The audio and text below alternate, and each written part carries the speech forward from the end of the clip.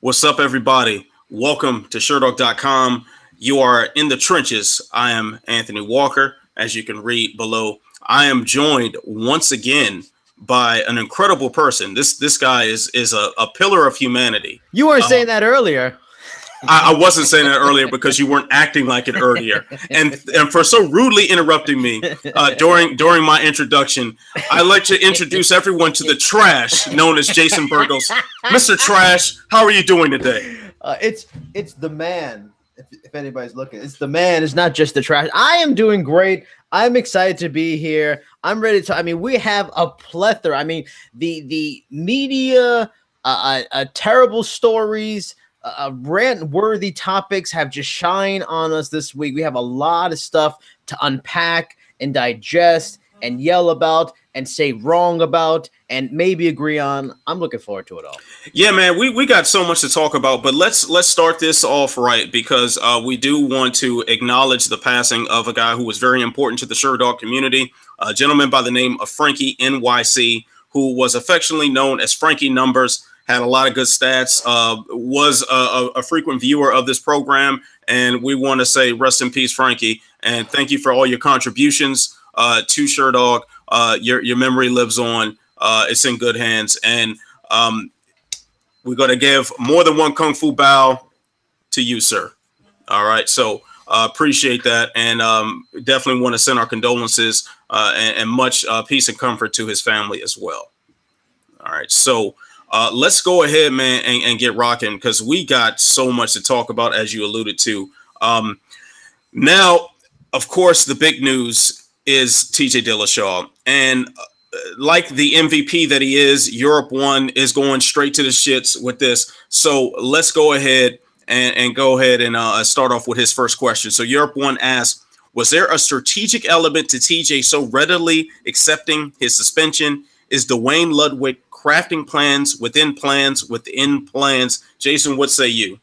I don't know. I mean, I guess it's possible, but I don't know what the plans would be. Like, I never got the impression that they're like some master promotion machines that they see something in the future and they make big money off of it. So I mean, if it's I don't see the promotional angle. I just think it was a smart thing for him to just cut ties and cut bait and try to get away from the situation as soon as possible because he had no legs to stand on. You know, it's a cut and dry situation and he didn't have much to defend himself. So you might as well, because he'd probably get, more heat if he held on to the title and said, I'm the real champion, like some people might do to defend themselves. So I think it was just smart, the more professional thing to do, but I don't see any long-term stuff from it. What about you? Yeah, I don't really see this as some sort of strategy. It just kind of is what it is. Like EPO is not, according to everything I've seen, EPO is not something you just accidentally stumble across. It's not like this is clenbuterol tainted in beef in Mexico or something like that. Or I think in the case of Frank Mir that he said that he ate kangaroo meat in a region that kangaroos tend to have contaminated meat because they eat all sorts of stuff with hormones or whatever. Like that's not what's going on here. What's going on here is that like the pinnacle of PEDs was found in the system twice. And then on top of it, I mean, we'll get more into this as far as his legacy goes and whatnot. But EPO is something that it's hard to explain that one away, man. There's a reason why Lance Armstrong went dark on us. There's a reason why, man. EPO is not the most common thing that you just run across, like you would some other substances. Even when we talk about John Jones a lot, oral turinabol is something that has popped up in random supplements and whatnot. EPO ain't like that. So I don't think there's any strategy in this other than to say, hey, I'm busted. It's a wrap. I think I want to harken back to a couple of weeks ago when this word of a suspension first came down. And I think at the time, the suspension was only from the New York State Athletic Commission as opposed to USADA. Yeah. And I think they sat him down for a year. And without us knowing what the substance was. Well, remember how he so readily gave up that belt. And it was like, as we were hearing about this, he was giving up the belt. Well, I don't think it's unrelated, man. Of course he knew what the substance was. because he's not going to be left in the dark about what's in his own body. Mm-hmm. So I think this was just a PR attempt to get ahead of it. I think that's really what it is, and I really don't see any other explanation beyond that. So, looks like in the chat, getting complaints that the stream is real jittery. I'm sorry, designated member. I hope it fixes for you. If not, I apologize, and I'll make sure I put the audio available as well. I'll tweet that out later. Yeah. All right, so let's move on to our next question. Another regular contributor, GSP, asks, and I love that name, GSP. I crack a smile every time I see it. What are the chances USADA checks TJ's samples from the Cody fights for EPO? Should Cody have the right to insist upon it? And this is a follow-up question from Three Trees as, do you think EPO use in MMA is widespread? You know, even if Cody insisted upon, I think he doesn't have any influence to make that decision happen. I think that has to happen from probably within USADA or maybe within the UFC.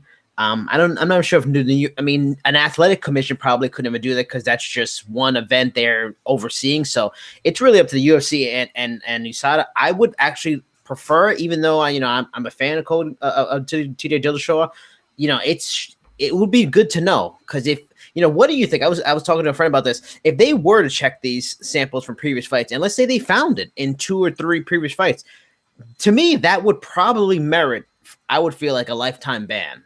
Do you think if they were to go back and find out, should he get a lifetime ban? You know what? I'm not opposed to that. I'm really not opposed to that, because at the very least, it's got to be some real punishment handed down for the disarray you've put the division in, you've put the UFC in, that you've put these other fighters in. A guy like Cody Garbrandt, who now seems to be almost like rejuvenated in a way on social media. He took a very public backseat. I guess it's kind of ironic to say you took a public backseat. But you know what I mean? Like he very publicly decided, like, hey, I'm going to step away from the limelight for a little bit. I'm not going to be on social media. I'm going to disappear. You see, he did that. And now he's come to life. But imagine if he kept that same hit of steam that he had following the Dominic Cruz fight. I do like the fact that he acknowledged that, hey, part of it was the lack of strategy involved in those fights. So I like the self-awareness there. But yeah, man, a lifetime ban makes sense to me. Extending the ban to 4 years makes some sense, which would essentially make it a lifetime ban, considering that he's 33 years old right now. Dude, I'm honestly just kind of floored as to how many different areas this story splinters off into something else. And I do like that the follow-up question. Well, actually, before we get into that, for GSP's question, where he says, should Cody have the right to insist upon it? Yes, he should. He has the right to insist upon it, and he should insist upon it. At the very least, he can get those wins overturned to no contest. That's at the least. He has this, now it's like this air of suspicion around Dillashaw's legacy and around his name, to where you look at Cody Garbrandt in a different light now. The only 2 people who have ever been able to beat him have had PEDs in their system at some point in time. That's why I think this is, and we disagreed on it, why I think this is hugely bad for the sport, because especially how you perfectly said it, it's splintered in that, one, we found out about this. Now you have to question, people that he's close to, maybe they're using, even Team Alpha Male doesn't get off the hook, because if they supposedly knew about this for a long time, that makes them look a little questionable in a good bit. Then also the information that EPO doesn't necessarily come up in all tests. They had that, he tested on December 28th, no problem, and then he went back with a new test. So who maybe could be using, to go to Three Trees' question, who could be using that they're just getting by the lacking in the test? It's, and then when you have one of the bigger stars and one of the best fighters on the planet, we already have a very finicky, cynical fan base in MMA as is. So now you're really furthering, making anybody questionable. Anybody with success, Nick Diaz putting question marks on GSP undeservedly, it made people think. And I just wanted to read this real quick. I made a list of just certain fighters that have been tested positive in like the last 10 years or so. Listen to some of the names. Can we, before you read that, I just want to acknowledge how I admire the preparation. Look at you, Burgos. I did. You have been upgraded from trash back to Captain Credential. I love it. All right. Hopefully the list it helps further. You'll be trash before the end of the show, I'm sure. I have no doubt. And you'll be wrong, too. So, I mean, that's how it works out. But TJ Dillashaw, Anderson Silva, John Jones, Chael Sonnen, Vitor Belfort, Chad Mendez, Gilbert Melendez, Ruslan Magomedov, Mirko Krokop, Stephan Bonner, John Fitch, Frank Mir, Walt Harris, Chris Lieben, Kung Lee, Hector Lombard, Brock Lesnar, Lyoto Machida, Jessica Panay, Ben Rothwell, Bigfoot Silva, Vanderlei Silva, Dennis Seaver, Alexander Shlemenko, Gleison Tebow, and there's other fighters that are maybe lesser known, but we've got legends, we've got former champions in UFC or other companies, we've got very good fighters. And now we have one of the better fighters on the planet testing positive for a thing that's necessarily doesn't come up in every drug test for every state. This is bad to me. This is bad. This is like wrong direction of sports going kind of stuff.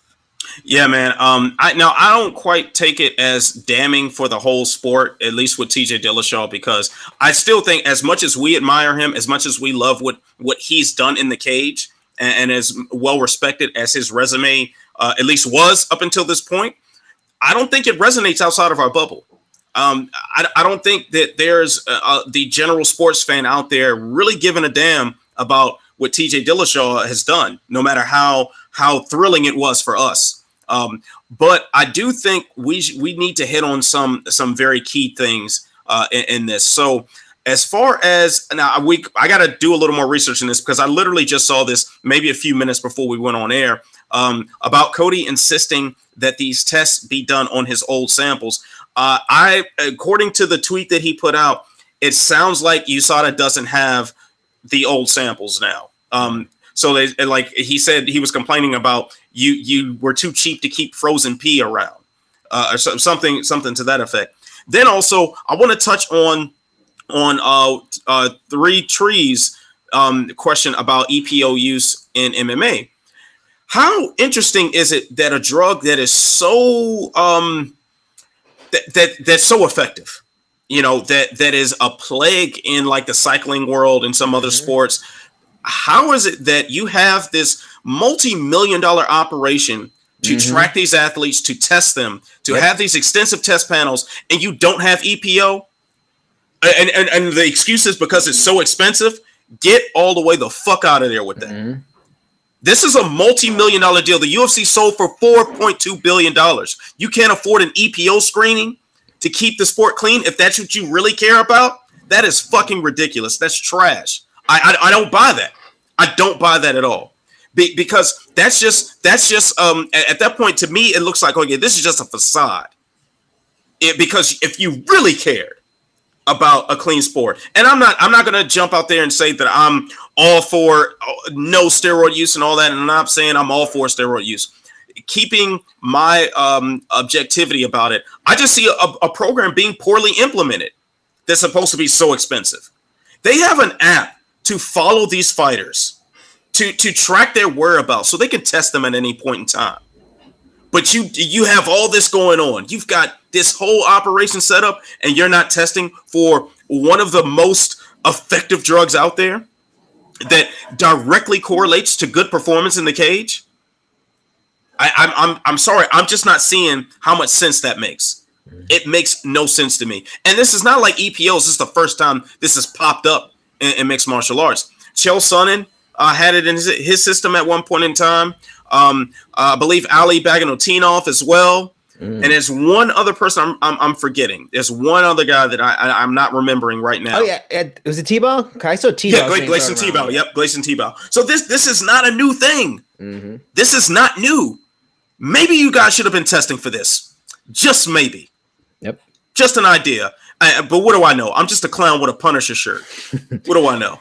And to go to your point about this, it's not generating negative press on a bigger level, which is true, but we are in the era where it's on ESPN, where we hoping that the sport can grow on a bigger level with farther reach. I mean, for me, this is one of those instances that could really kick things out from underneath it. When you're on ESPN, the guy who was on the first event tested positive for EPO. You know, in a post Lance Armstrong world, it just such a bad look. Such a bad look. It's really a bad look, but still, this sport is, as much as we love it, and I know myself, you, everybody who's participating in the chat and watching live right now, we are people that are so dedicated to this sport. But we are a chosen few. We're not the norm. Yeah. So outside of our bubble, this really won't resonate a whole lot here. All right. So I want to take a question from the chat here from the homie Fugatti of the Mixed Combat Radio family right there. He says, Anthony and Jason, why do you guys think that they chose to do the test this time? Do you believe a fighter requested it, or maybe someone snitched? You mean like the December 28th, or would just the first test? The first test. I think the first test was done in relation to the fight, correct? To the pseudo fight. And my guess would be that was, I don't know why it's done on some. Maybe it has something to do with New York. Maybe New York demands it. Maybe their bylaws for the athletic commission. Because remember, like you mentioned earlier, he was suspended by them first. Then the USADA thing came after. So maybe the only reason it was tested because it was a New York related thing, and it isn't tested in other states. Possibly that's the only thing. That's the only thing I think of, because you just laid it out. Why is it not getting tested already? So that's the only thing that's really different to me. So I mean, he did clarify in the chat here. He means specifically EPO.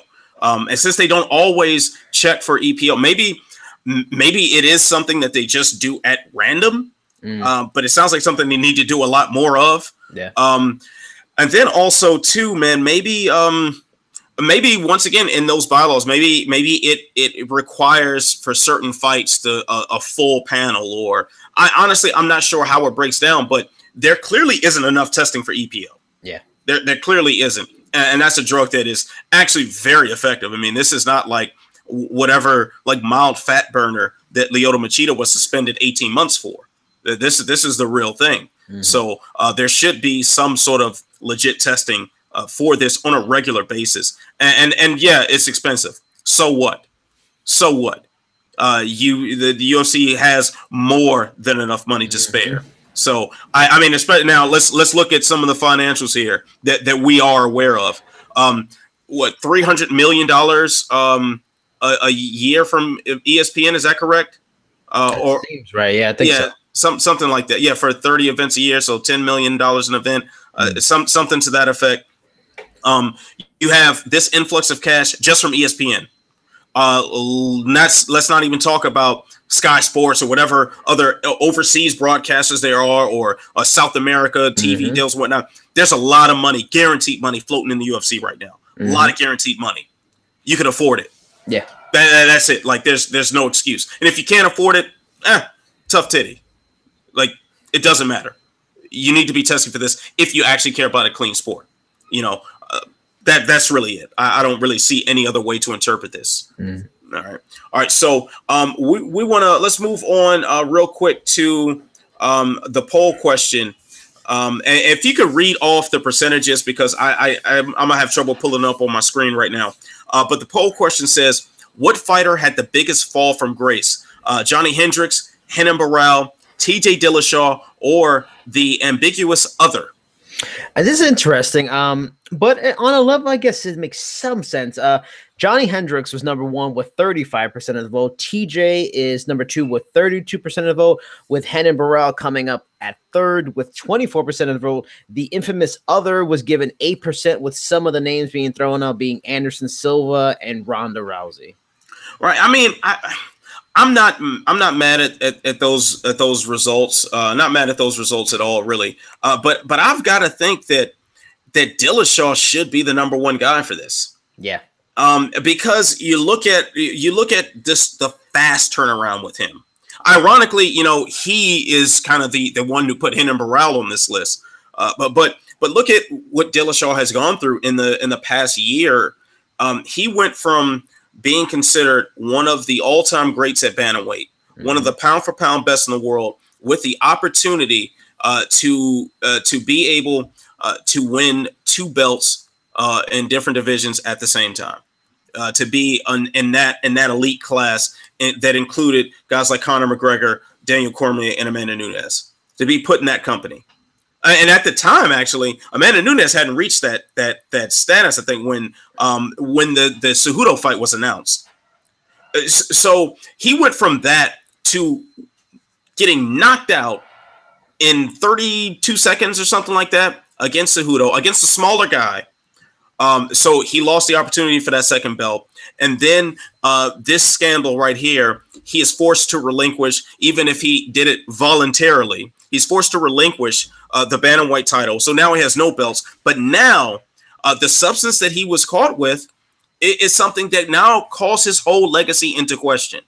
And I don't think we can point to some of the other people that were named and say that same sort of thing. We can say, hey, Anderson Silva fell off. Yeah, it sucks that he broke his leg, lost his title in a humiliating defeat against Chris Weidman in the first time, broke his leg in the second fight, comes back with steroids in the system. That sucks. But he's had some big fights since. He's still a relevant guy. He's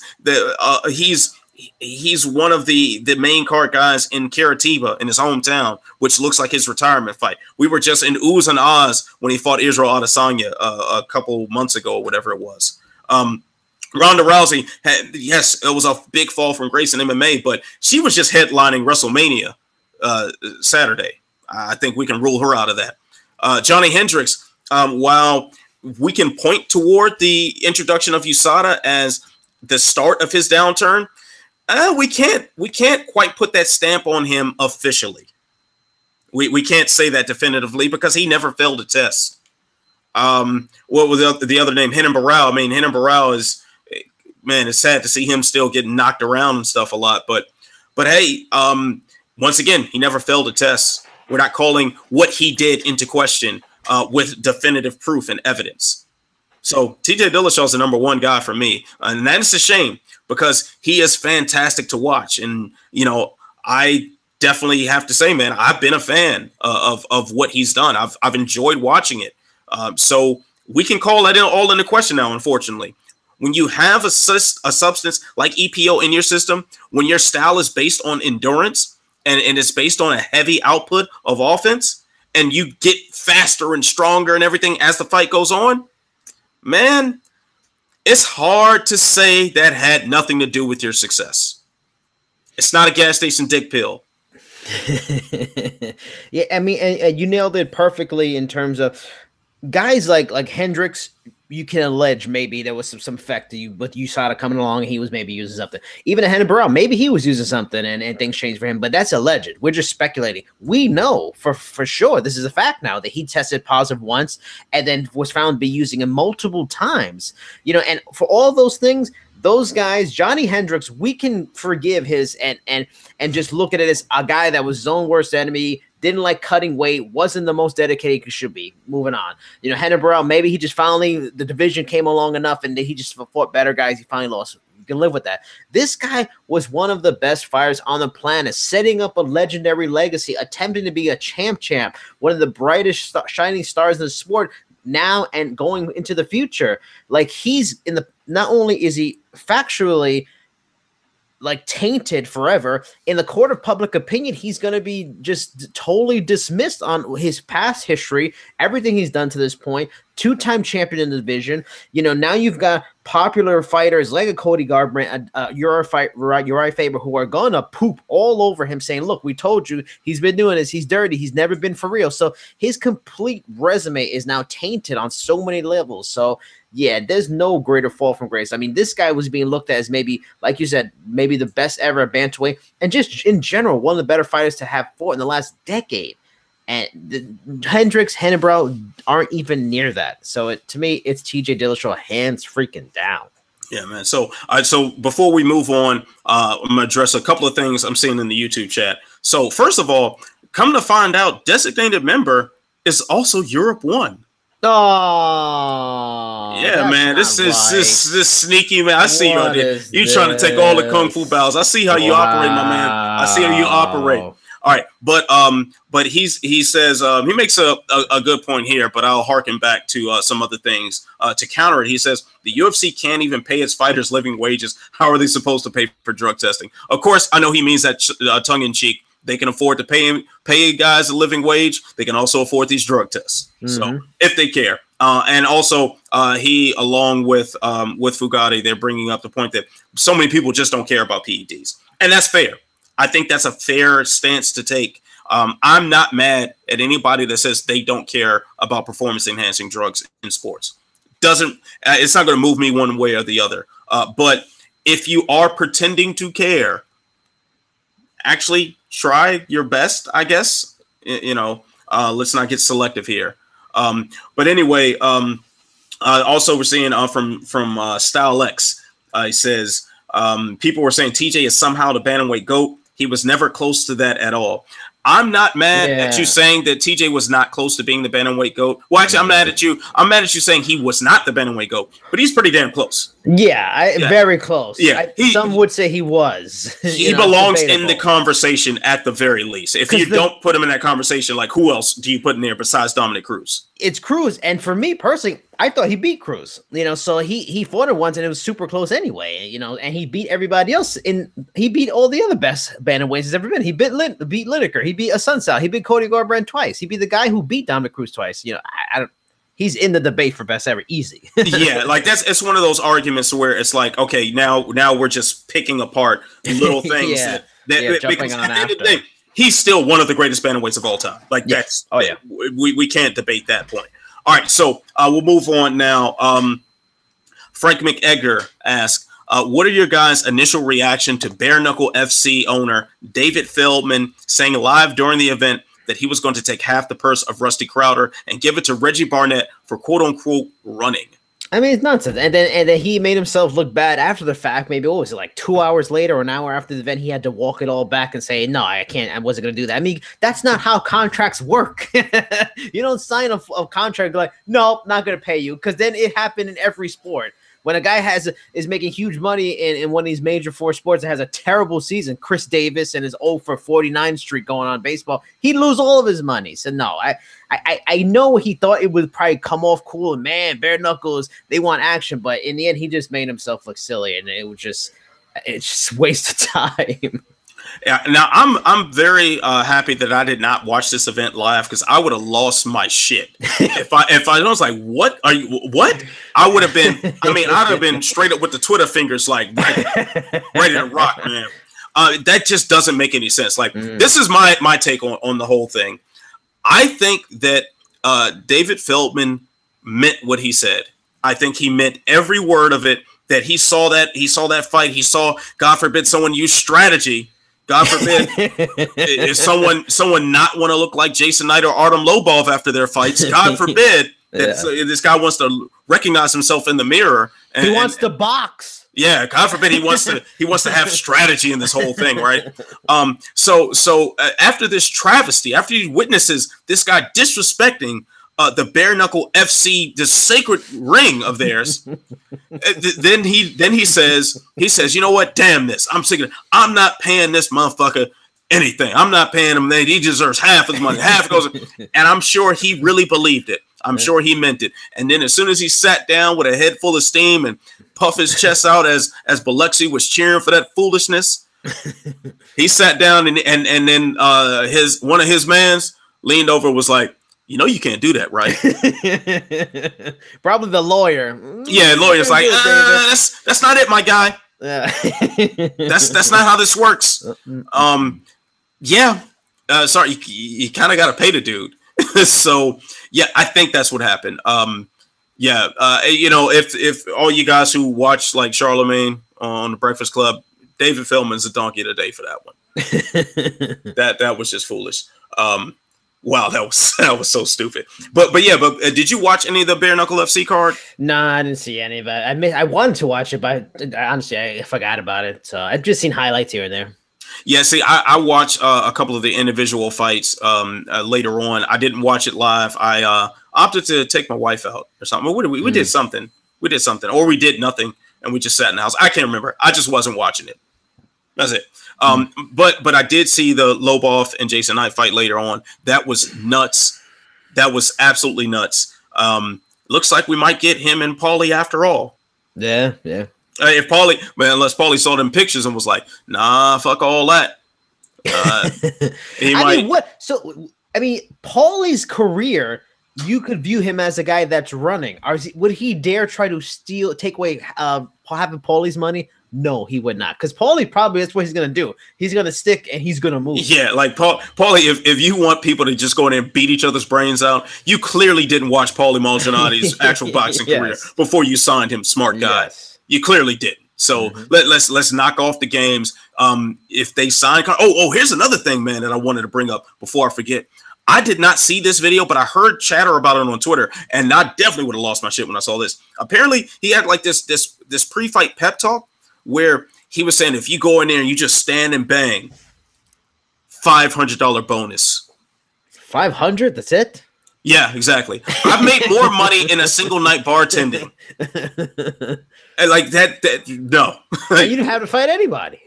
Yeah, well, some nights I did, but still. But I mean, come on now, like really, $500 to look like Jason Knight and Artem Lobov, and then from someone who was at the event, they let me know that apparently some fighters were trying to get this bonus, and he said no. We're not giving out money like that. This is after they beat each other's brains in and stood in the middle of the ring. And so hey, promoters got to promote, man. Like, I think we should stop looking towards fight promoters to be good people. Yeah. I think that's just inherent. If you're a fight promoter, you're probably trash.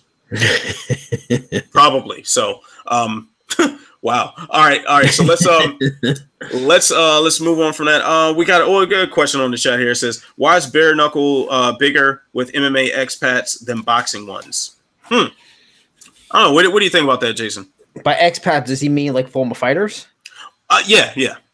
I think the nature of the sport lends more towards MMA striking because, you know, for the longest time, I mean, until like the last 7-8 years, boxing wasn't pure boxing technique and expert boxing technique defensively and offensively wasn't high in MMA. It's still not. You still don't see a jab and, you know, 3-4 punch combo. You just still, those elements aren't really in MMA. So to make that transition, I almost feel like probably most boxers think they're dumbing down their skill set. Well, no offense to MMA fighters, they don't really box because they do all these other things. So when it comes to the hands, that style of maybe brawling, one punch, haymakers, bombs, it fits what they've already been doing. So it lends itself much more to what their skill set is than a boxer. You know, that's why it's impressive in the way that they were able to get Malignaggi and that he didn't feel like he's, slumming it by going there. And I give him credit for signing with them. So, but I think that would be the main reason.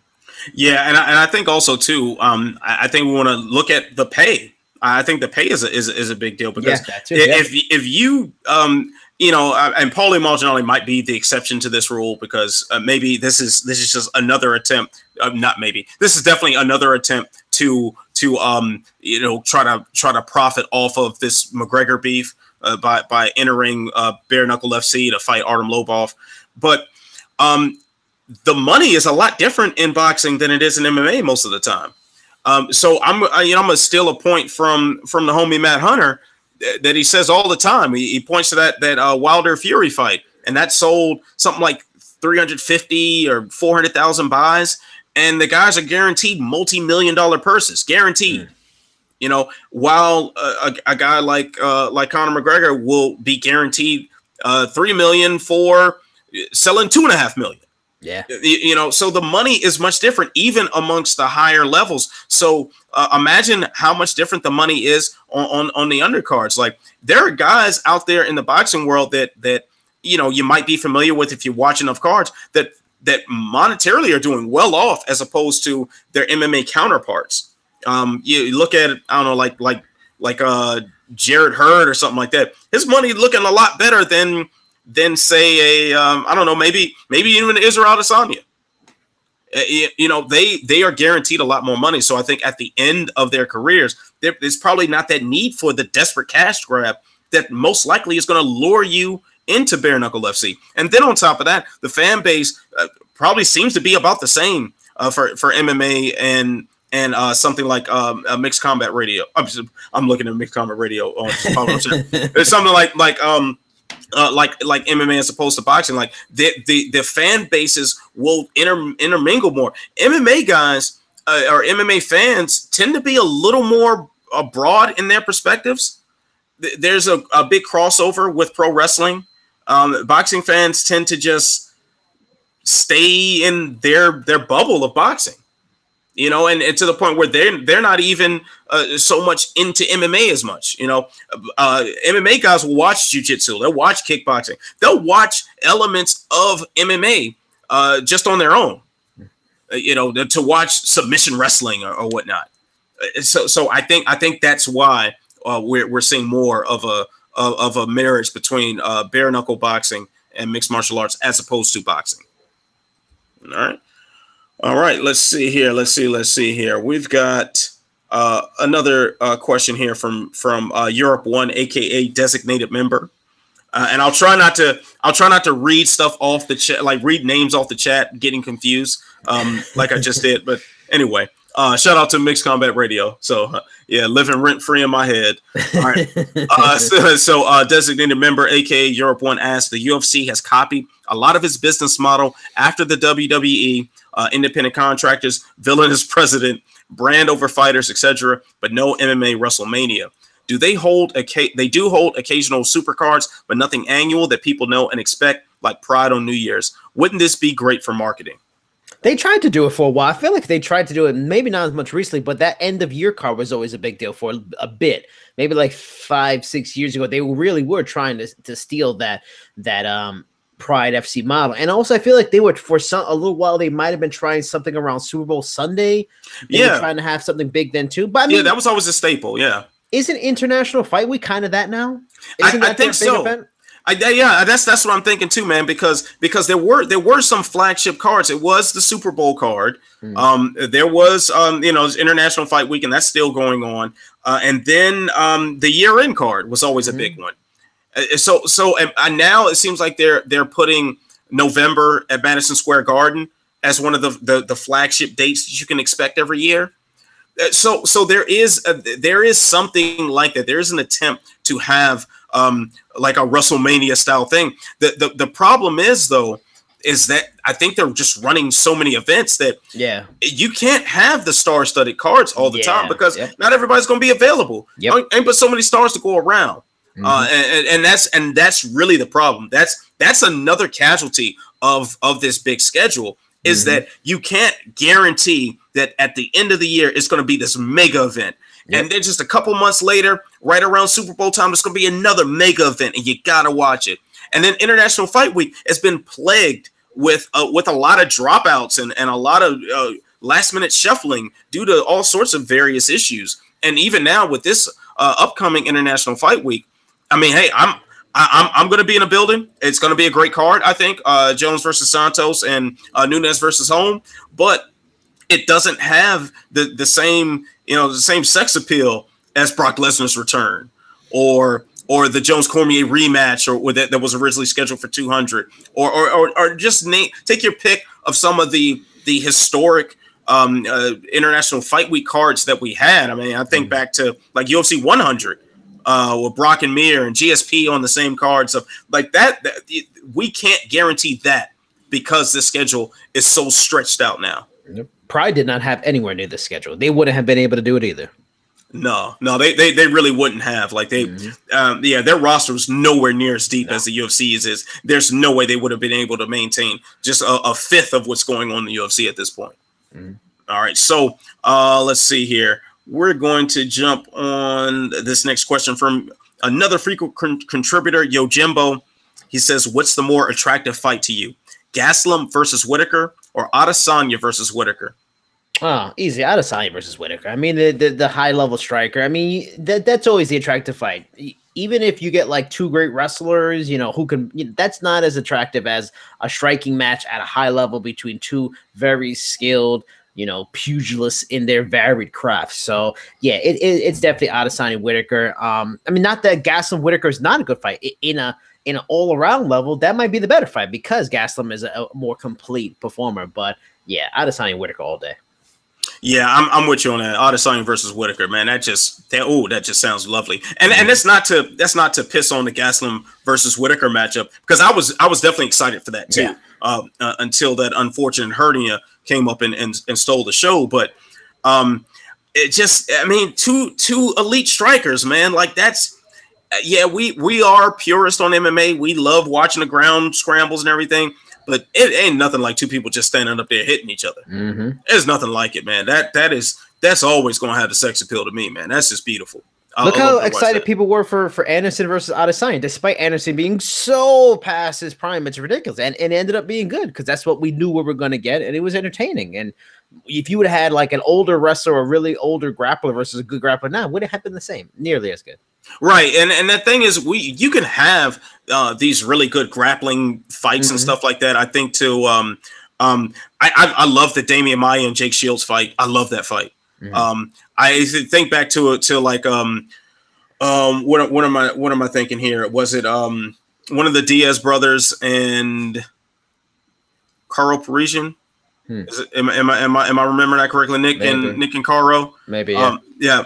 So there were definitely some really good fights that had these wild grappling exchanges. But man, a striking exchange, like as a guy who most of my training has been striking based. Love it. love it. Like I'm just starting to get into jiu-jitsu and stuff now. I'm just trying to stand at which. Well, yeah, I'm surprised you didn't crack on me for my injury. So yeah, I guess you were going to say that for off the air, but you probably probably. And then nobody knows the context. You know, it'd be a long story to set it up. Yeah. I mean, it would be, but we get shit. We got time. Shit, I go ahead and tell him. So like I pulled my hamstring and or something. Like a guy passed my guard and he just pushed down on my leg real hard, and my ground game is trash. So I tried to resist too much and stretch myself out. So I was limping around. I'm good now, but my dumb ass went into Muay Thai class a couple days later, and like I couldn't throw any kicks. I could defend a little bit, but I couldn't throw any kicks. But I was giving the work with the hands. I was doing it with the hands. But man, when I got home, I could barely walk. It's amazing how fighters make certain things like maintaining a full guard look very easy, and then when you try to do it, like this shit is kind of hard. Or trying to stand up in a guard, it's like I'm on the floor now. Like when I did jiu-jitsu for a bit, I mean, I got to grapple with or spar with like a purple belt and stuff like that, and I remember I sparred with the headmaster of the gym, the black belt. My man was just sitting on his butt and just letting me, try all these attempts and just going slow motion and just still dominating me like I was a pathetic 3-year-old. It's unbelievable. Man, it is so demoralizing. Yes. A grown man getting treated like a child is like, oh my God. All right. So, as far as some of the heavy grappling fights that I wanted to mention is Jay in the Slack chat mentions Clay Guida versus Ben Henderson. Louis Smoka versus Tim Elliott as well, a good one. And then Europe One pointed out on the YouTube chat, he says the holy trinity of MMA grappling: Caro Parisian, Nick Diaz, and Diego Sanchez. I love it. I love it. It's great, but man, Adesanya versus Whitaker just sounds nuts. And I think it's very clear that's the matchup the UFC wants. That's what they want to happen. But quite frankly, I don't even think they give a damn about Whitaker being involved in this picture. You see how quickly they'll take a belt from somebody. Yep. And Whitaker has had some issues making it to fight night. So honestly, I think they just want Adesanya with a belt because clearly that guy's marketing gold. So that's really all that matters. I think you could just put him up against anybody and people will start being interested. Mm-hmm. All right, so we've got. I guess this is supposed to be our wrap question, but I'm pretty sure I'll scan the chat and get some more good stuff if we got some time. But UFC 236, Jason, who you got? Eric Anders versus Khalil Roundtree. I picked Anders for that fight. Because he's going back up to 205, right? Oh, did he go back to 205 last fight? He was at 205 against Thiago Santos. Oh, right. I mean, I just feel like he's Roundtree has had some difficulties with good solid strikers with legitimate power. If he's going against a grapple, he could probably do his thing. But with a guy like Anders, that's the one thing he's really good at. He's a solid striker, could take a shot and deliver a big one. So I just feel like the matchup favors Anders more. Yeah, I'm kind of with you on that one too, man. I almost think we've kind of seen Khalil Roundtree's ceiling. Yeah. Despite how gifted he is athletically, I think Anders has him beat in that aspect. And then I think he's also learning the game a lot better. He's a raw talent that's developing kind of before our eyes, and I think that's going to be enough to get Khalil Roundtree up out of there, man. So yeah, Anders is my pick as well. All right, so Jason, who you got? Kelvin Gastelum versus Israel Adesanya. So many times I picked against Kelvin Gastelum and got it wrong, and have become of the mind like, nah, I'm not going to pick a guy. So I was even favoring him in Whitaker. And that fight, I just had, maybe not fully, but I had a chance he could win the fight. This fight, I just don't see it. I mean, only because I think a really talented grappler with good striking that can set it up will give Adesanya problems eventually. But Gastelum's not that kind of guy. There's no specific element of his game that he's extremely special at. He's very good at everything. He's almost like a Rich Franklin kind of type with more durability and chin and stuff like that. But very good at everything. Or Nate Marquardt's another one. Very sound, solid everywhere, can beat you in different ways, but not necessarily outstanding at everything. And when you got a guy like Adesanya who's outstanding at something and very capable at take down the fence and showing a good ability at that, you need something special. I just don't feel Gastelum has that special quality, and I'm going to pick Adesanya in this one. Yeah, I got to agree with you on that. I think Adesanya gets it done. I think the difference is him trying to close that distance. It's like Gastelum is incredible at closing distance and imposing his will on people. The problem is when you're doing it against a striker the caliber of Adesanya, you might eat a lot of shots on the way in, especially when when that striker has that length on you and that height. I mean, I was there at their first face-off, man, and Adesanya is head and shoulders taller than Gastelum, and I without looking at the stats right now, I'm sure his reach reflects that difference in length as well. And let's not even talk about his kicks or knees up the middle, and his ability to almost looks like he's seeing things in slow motion when he's striking with people. And Gastelum has proven himself to be capable in the striking department, as his knockout against Michael Bisping shows. But it's always been more so like a meat and potato style to his striking. It's always like 1-2 hook, 1-2 hook, 1-2 hook. And it seems to be his baseline for his striking abilities. And while that is great to have those fundamentals so dialed in, when you're dealing with Adesanya, you're dealing with a guy who has the fundamentals dialed in and adds so much more to it, so much more depth. And so many more elaborate setups that I don't think Gastelum will be able to handle. Be one thing if you shrunk Adesanya down to Gastelum's height and reach or something like. I think that's when we're really talking about something. But the way I see it right now, man, I think Adesanya gets it done. And I was just looking 5 inches taller, 8.5-inch reach advantage for Adesanya going into this fight. Yeah, I mean, because even if Gastelum does close that distance, I mean, it's possible. He could close that distance, land a big bomb, and put him out. That is entirely possible. Or he can force a clinch and get him down and whatnot. We saw a great wrestler in Derek Brunson struggle to get him down and get worked as a result. We saw a great striker in Anderson Silva barely touch on Adesanya through most of that fight. Yeah. So a guy who kind of does them both okay, or at least who's like good in both, but not really standing out. I just don't see him being able to get it done. Yeah.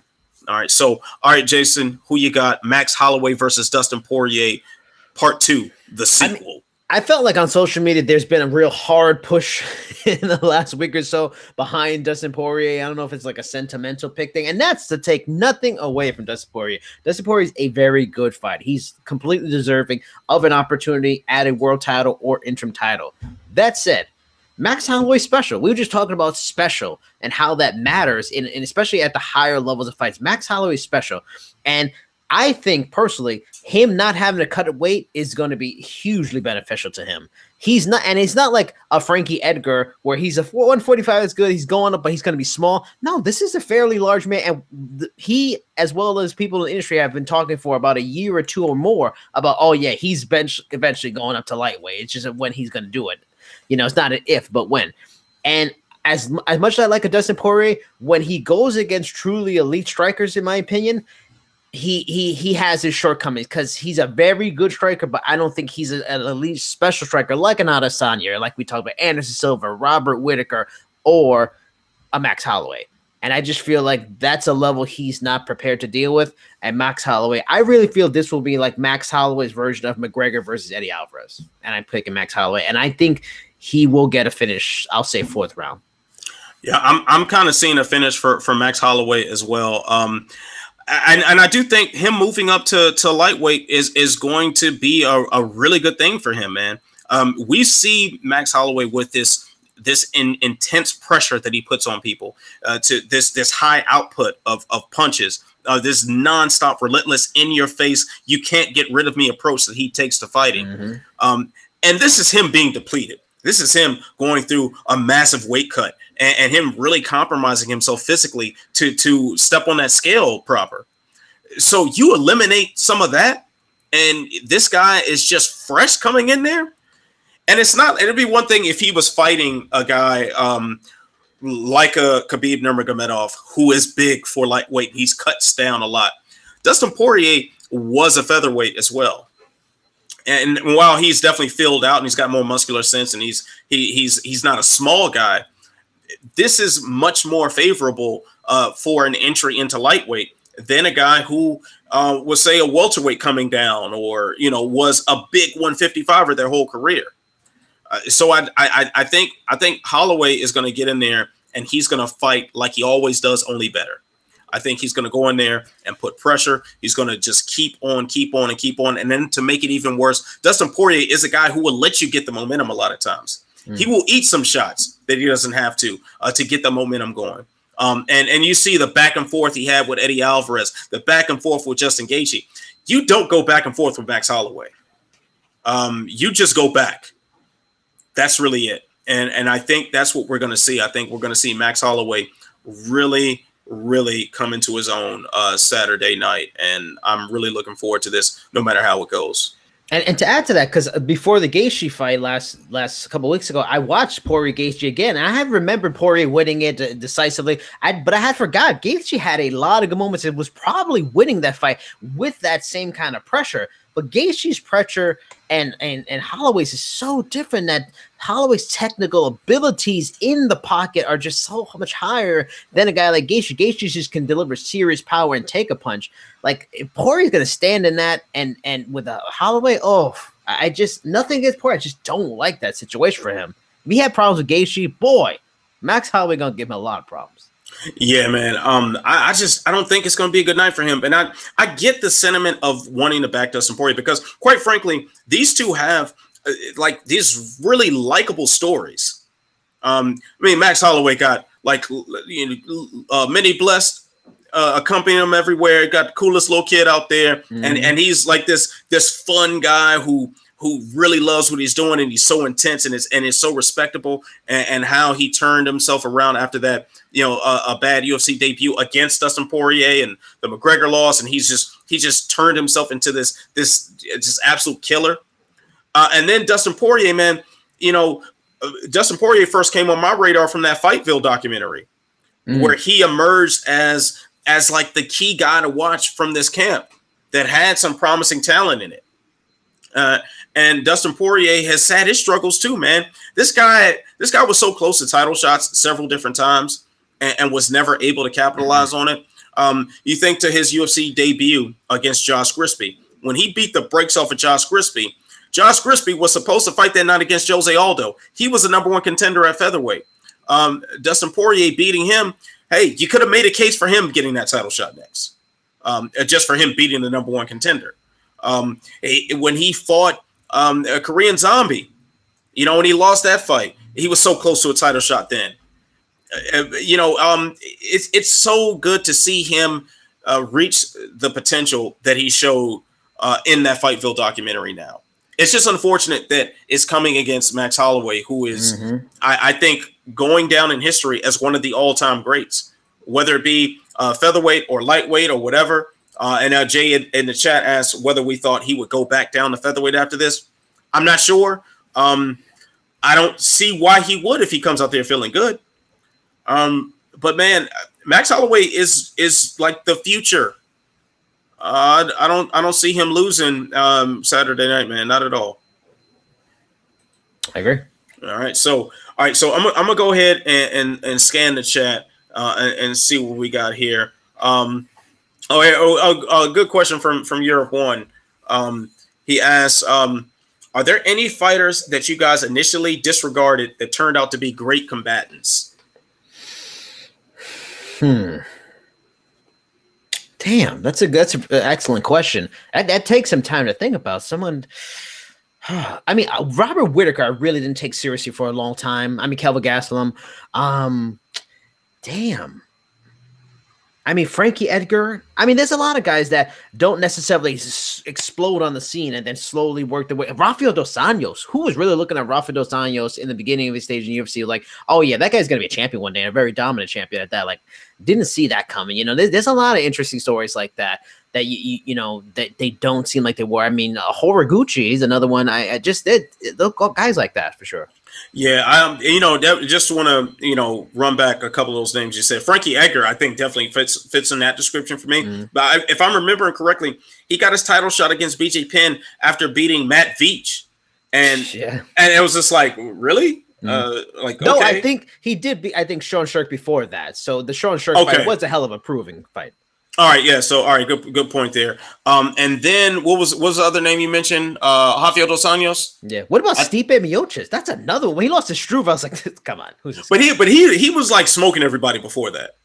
Yeah. And that was like the one time Struve fought effectively. That was a one time he actually used. Yeah, the one time he did what he was supposed to do.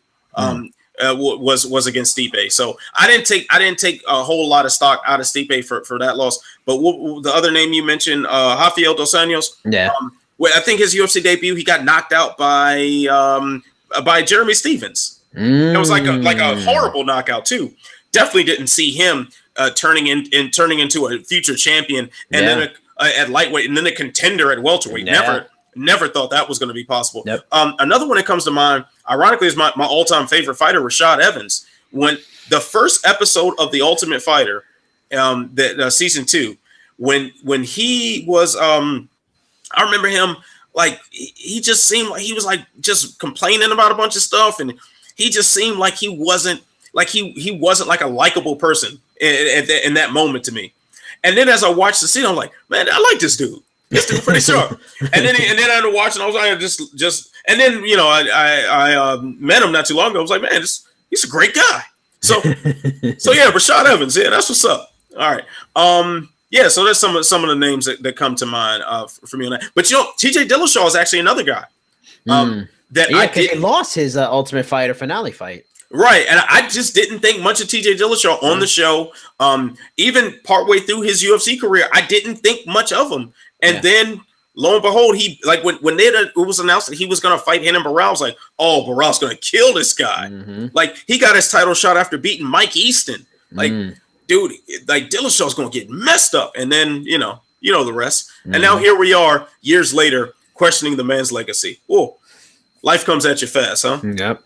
All right, so I'm gonna scan this chat real quick. You gotta go. Oh, that's right. Yeah. Oh, you gotta go. So I'm sorry, everybody on the YouTube chat, if you had questions. I mean, you can stay. Jason, you can stay and answer them. I could, but it won't be the same because you're trash. I'm not. So we need to balance it out. You can't do it without the man. Can't do it without the man. I can do it without trash. So that's for sure. All right. Where? All right. All right. So before you got to go and play Barbara Walters to the stars in MMA, can you please tell us where we can find you and what you have coming up on Sherdog.com? I'm guessing tomorrow I'm going to have an article for Combate Americas for Sexy Star, aka Dulce Garcia, a former Lucha Underground champion and AAA women's wrestling champion. She's making the transition to MMA and her debut for the companies tomorrow. And I talked to 4 different PFL fighters. Those stories should be coming up in the next week or so. About to talk to Mike Schiavello from One, get his thoughts on a lot of things in the sport. I'm going to ask him about TJ Dillashaw and some of these other things. And I mean, nothing really coming up. Things are in progress. You know, hopefully you can get to talk to some more One fighters, but probably more articles will be coming in the next week or so. Not too much this week. All right, that's what's up, man. So I have what do I have coming up? Ask Ant, which I'm actually going to do it this week. I promise I'm actually going to do Ask Ant this week. Good, Bad, and the Ugly, analyzing UFC 236. I'll also jump on my YouTube channel, the Walkout Network, and I'll do a post-fight stream about that, the Walk of Shame for UFC 236. So I want you all to join on the chat and that. Ask me any questions. We'll have a good time. I'll probably be drinking also, so that should be fun. Also, MMA on Point. My latest video, what's my latest video? 10 most embarrassing moments. I don't know if I plugged that last week, but that's up. So check that out on MMA on Point. And I've got another script in the queue. I've got one I got to finish writing tonight. And yeah, some more good stuff coming up. And of course, I'm the unofficial co-host of Collider Sports MMA Takedown. So check that out. And then there's another podcast I did a couple days ago called Around the Cage. Did you win? Second place. See, me too. I got robbed, man. I got robbed, man. I won too, but man, they weren't trying to let a brother live, man. They trying to let a brother get his shine out here in these streets. So check that out too. I'll link that on my Twitter account as well. So you know what to do. Follow me on Twitter at Ant Walker MMA. That's also the Instagram name. Don't post anything, but do it anyway. All right, so subscribe, please subscribe. Yeah, I always forget to say that. Subscribe and like this shit, y'all. Yeah. Fuck you doing not hitting that thumbs up. What's wrong with you though? Go hit the thumbs up. I'll kill you. Actually, I'm not gonna kill you. I'm harmless. But anyway, so everybody, you know what to do. Come back next week.